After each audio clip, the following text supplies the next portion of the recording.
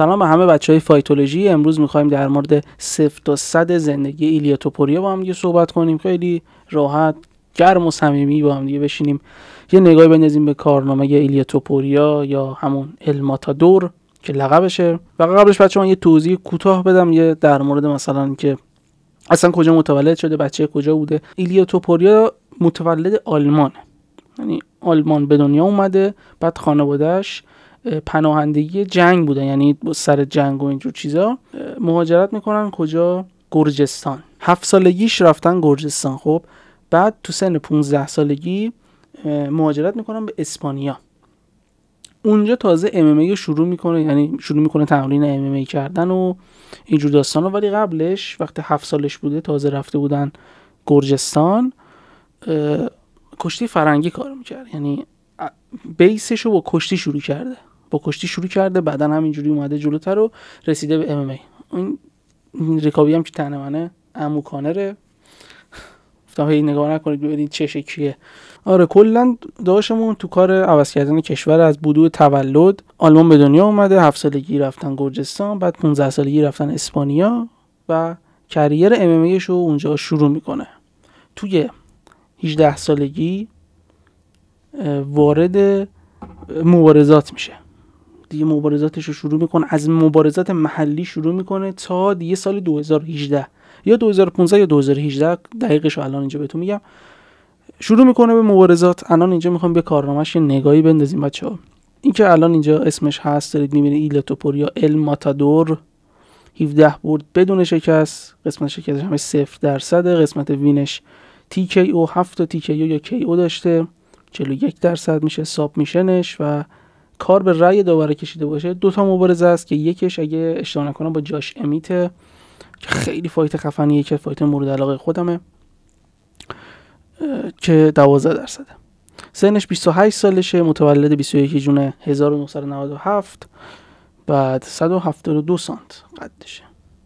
چه جالب، نمیدونستم، فکر میکردم کمتره حقیقت، اصلا طالب قدش توجه نکرده بودم.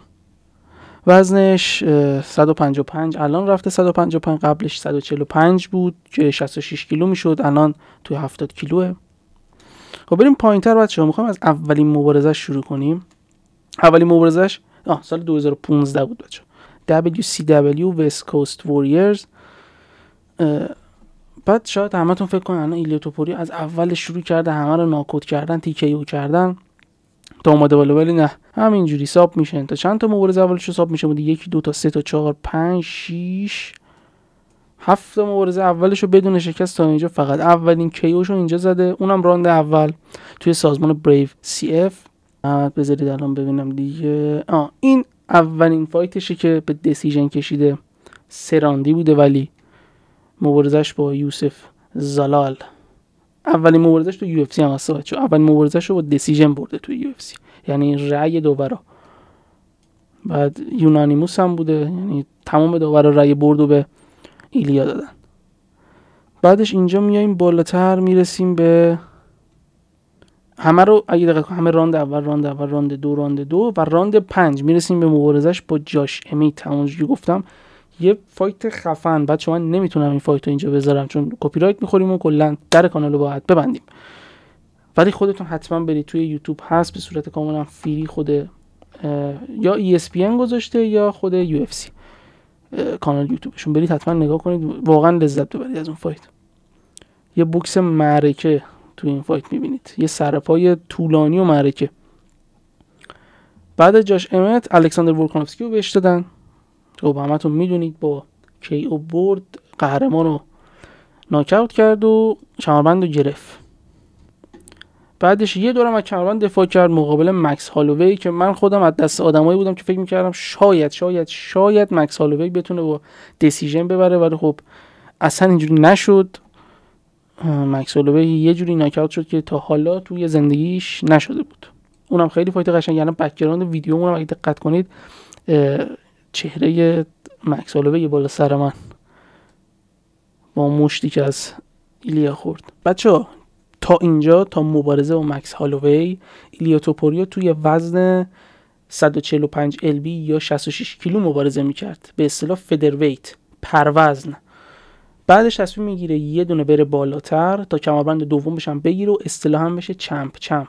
خب که موفقم میشه، میره و به چارلز اولیورا رو میدن، چون اسلام مخاچف که قهرمان بود کلا دسته وزنیشو ول کرد، رفت یه دونه بالاتر با چیز مبارزه کنه، با قهرمان وزن ولترویت مبارزه کنه که اصلا وارد اون نمیشیم، یه ویدیو جداست. چارلز اولیورا رو هم خیلی راحت تو راند اول ناک اوت کرد که اینو من انتظارشو داشتم، چون چارلز فوق العاده فک ضعیفی داره، یعنی یه نفر با قدرت مشت ایلیا توپوری، کسی که تونست مکس هالووی رو ناک اوت کنه چجوری نمیتونست چارلز اولیورا رو ناک اوت کنه؟ این دلیلی بود که من به همه میگفتم که 100% که نمیشه هیچ وقت تو ام ام ای گفت، ولی میگفتم 99% توپوریا قهرمان لایت وی میشه.